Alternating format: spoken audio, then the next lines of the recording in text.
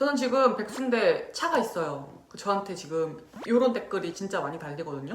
저도 세상에서 제일 돈 쓰기 아까운 분야가 차예요. 근데도 저는 제가 수입이 없지만 차를 파는 것보다 차를 갖고 있는 게 더 이득이라고 생각이 돼요. 차가 있을 때 드는 비용과 차가 없을 때 드는 비용을 한번 비교를 해볼게요. 보시면 납득이 갈 거예요. 저는 차도 굉장히 싸게 샀거든요. 400만 원으로 구매를 했는데 어떻게 이렇게 싸게 샀는지, 왜 갖고 있는 게 더 이득인지 설명을 드려볼게요. 저한테 차라는 건 굴러만 가면 되거든요. 비싼 차 이런 거에 욕심이 없어요. 물론 살 돈도 없고 돈 있으면 빚 갚아야죠.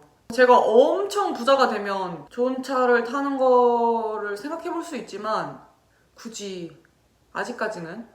결혼 초반에는 차가 없었어요. 남편은 운전면허 딴 지 10년이 넘어서 장롱면허였고, 저는 차에 들어가는 돈이 너무 아까우니까 저희가 차를 사야겠다는 생각은 일절 안 했죠. 차를 처음 산 게 진짜 어쩔 수 없이 차를 산 거예요. 처음에는 둘 다 서울에서 생활을 했기 때문에 차 없이 잘만 다니고 오히려 대중교통 타는 게 더 익숙했으니까 필요가 없었어요. 그렇게 지방으로 이사를 오면서도 대중교통 잘만 타고 다녔죠. 지방 살수록 차가 더 필요해요. 제가 사는 이 지역도 자동차로 가면 웬만한 지역은 30분 내로 다 가는데 버스만 타면 무조건 1시간인 거예요. 그래도 어떻게 차가 없으니까 집을 알아보러 다닌다거나 가게를 알아보러 다닐 때도 다 뚜벅이로 다녔어요.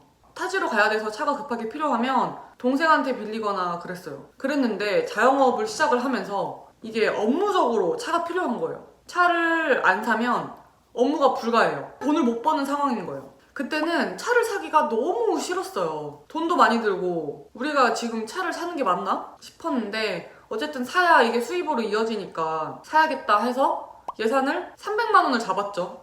중고차 매장에 가서 300만 원짜리 차를 보여달라고 하면 진짜 썩은 거 보여줘요. 우리가 생각했던 수준의 차를 사려면 그래도 500만 원은 줘야 되고, 500만 원도 사실 차 살 때 되게 저렴한 돈인데 저는 그 돈도 너무 아까워서 500만 원 주고 차를 사고 싶지가 않았어요. 차는 자산이 아니잖아요. 그냥 이동수단이었을 뿐이어서 투자하고 싶지 않았죠. 어차피 500만 원 이상 투자할 돈도 없었어요, 그때는. 제 계획은 300만 원짜리 차를 사서 2, 3년 잘 타다가 가게도 정리하고 차도 같이 팔아버리고 차 없이 살던지 필요한 차를 사던지 하자, 이런 계획이었어요. 그럼 300만 원으로 차를 사야 되잖아요. 제가 선택한 방법이 자동차를 경공매로 사는 거예요.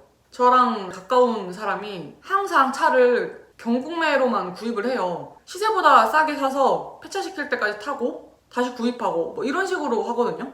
주위 사람들도 다 그렇게 해줘서 주변의 사람들이 다 싸게 샀어요. 그분은 차를 항상 그렇게 사거든요.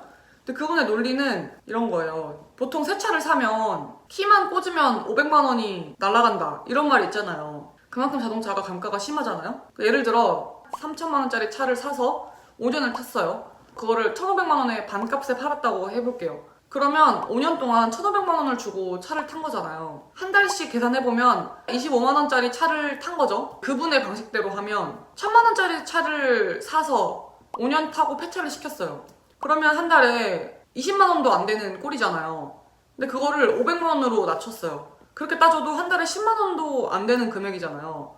물론 새 차가 수리비도 덜 들고 유지비가 더 들기는 하지만 중고차를 사서 수리비를 들여도 새 차를 타서 감가를 맞는 것보다 싸다, 이런 논리인 거예요. 저도 그 말에 동의를 하거든요. 최대한 싸게 사고 오래 타는 게 더 이득이잖아요. 그래서 이걸 어디서 싸게 사냐면, 경매는 법원 경매, 공매는 온비드나 오토마트를 이용하면 돼요. 이게 막상 해보면 어려울 게 하나도 없거든요. 시간적 여유가 있으면 이게 훨씬 싸게 차를 살 수 있어요. 그리고 상태 같은 거를 이렇게 다 확인을 시켜줘요.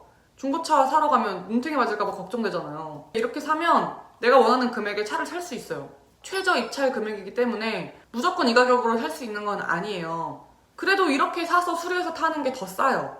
근데 제가 예산이 300만 원이었는데 영상 초반에 차를 400만 원 주고 샀다고 했잖아요. 처음에 저희가 온비드에 올라온 300만 원짜리 투싼을 봤어요. 경공매는 차를 다 미리 확인할 수가 있어요. 차를 시동을 걸어본다거나 그럴 수는 없는데 외관 정도는 확인할 수 있는 거예요. 솔직히 뭘 알겠어요. 차를 보유했던 적도 없고 아무것도 몰라요. 시동을 걸어 보더라도 몰랐을 거예요. 300만 원짜리 투싼을 보러 갔는데 자동차 문 한쪽이 찌그러져 있어서 그냥 300만 원에 이 정도 차면 괜찮지 하고 최저 입찰 금액을 300만 원 썼거든요? 떨어진 거예요. 아니 그런 차를 사려는 사람이 저 말고도 또 있더라고요. 차가 필요한 시간은 점점 다가오고 차는 없고 시간도 없고 그래서 가격대에 맞는 매물을 좀 찾아보고 다녔죠. 중고차 매장은 500만 원 정도 주면 썩은 차 살 수 있는데 경공매 시장은 500만 원 정도면 수준이 확 올라가요. 뭐 그런 말 있잖아요. 모닝 사러 갔다가 벤츠 사고 온다고. 그렇게 차를 이렇게 보다 보면 조금 더 주면 더 좋은 차를 사겠는데 하는데 그래도 절대 예산을 넘기지 말자 그렇게 생각을 하고 있었어요. 근데 380만 원에 나온 차가 있었어요. 그건 진짜 겉에가 너무 멀쩡한 거예요. 차가 괜찮네 해서 우리는 시간이 없고 한 번 떨어졌으니까 400만 원에 그걸 넣었는데 저희가 단독 입찰을 한 거예요.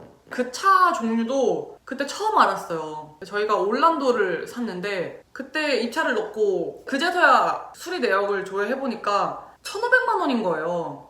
아니 무슨 차를 어떻게 수리하면 1,500만 원이 나오냐고. 완전 사고 차량인 거죠. 그냥 낙찰을 받을지 말지 고민을 하다가 1,500만 원 수리했으면 웬만한 건 다 고쳤겠지 이런 긍정적인 생각으로 그 정도 가격에 다 만족하는 차를 살 수 없으니까 받았어요.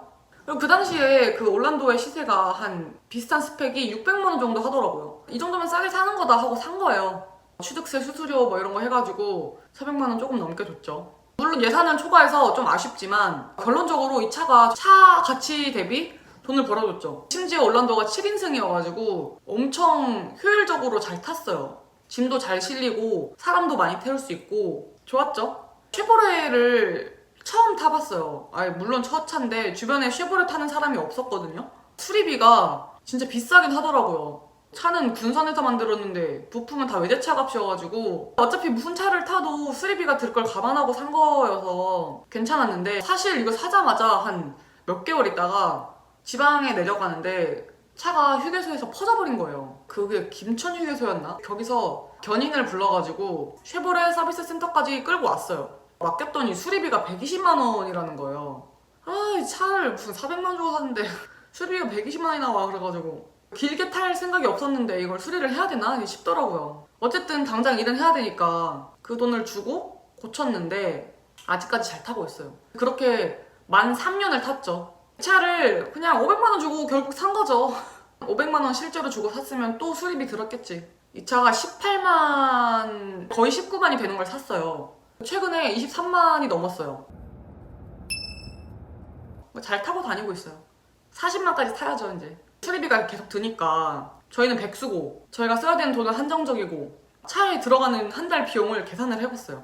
보험료, 자동차세, LPG 가스비, 톨비, 수리비 이런 게 들잖아요. 보험료 따지면 한 달에 7만 원, 자동차세 따지면 2만 원, 기름값은 평균 20만 원 정도 들어요. 톨비도 한 2만 원?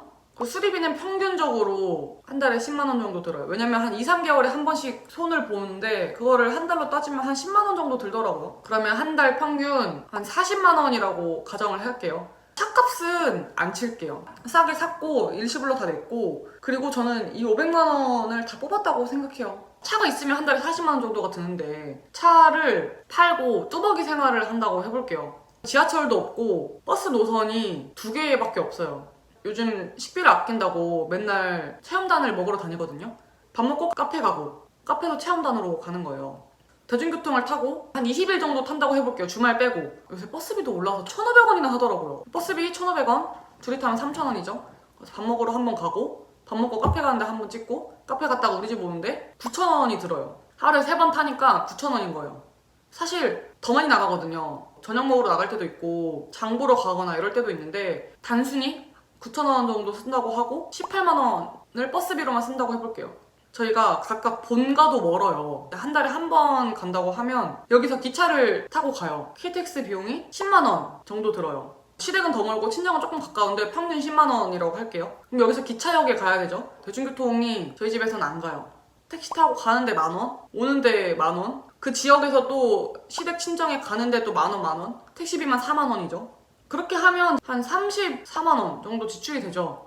저는 택시를 진짜 거의 안 타는데 택시를 그래도 한 번씩 탄다고 하면 더 들겠죠? 대중교통만 타는 게 지금 좀 싸다고 생각할 수 있어요. 단순히 차비만 든다고 생각했을 때 한 6만 원 정도가 세이브가 돼요. 시간으로 따지면 버스 타고 나가면 1시간, 카페 이동하는데 30분, 다시 오는데 1시간. 외출을 한 번 하면 최소 2시간 반을 버스에서 쓰는 거예요. 친정 시댁에 간다고 해도 차 타면 2시간에서 2시간 반이면 다 가거든요.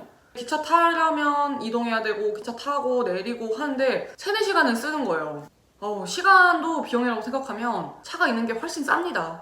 폐차를 할 때까지는 타는 게 더 이득이에요. 돈 버는 거예요. 저희는 체력도 안 좋아서 이제 대중교통이 힘들더라고요. 저는 차를 폐차시킬 때까지 탈 거예요. 보험도 또 갱신하면 줄어들겠죠. 차라는 게 그냥 한번 샀으면 끝까지 타는 게 남는 거예요.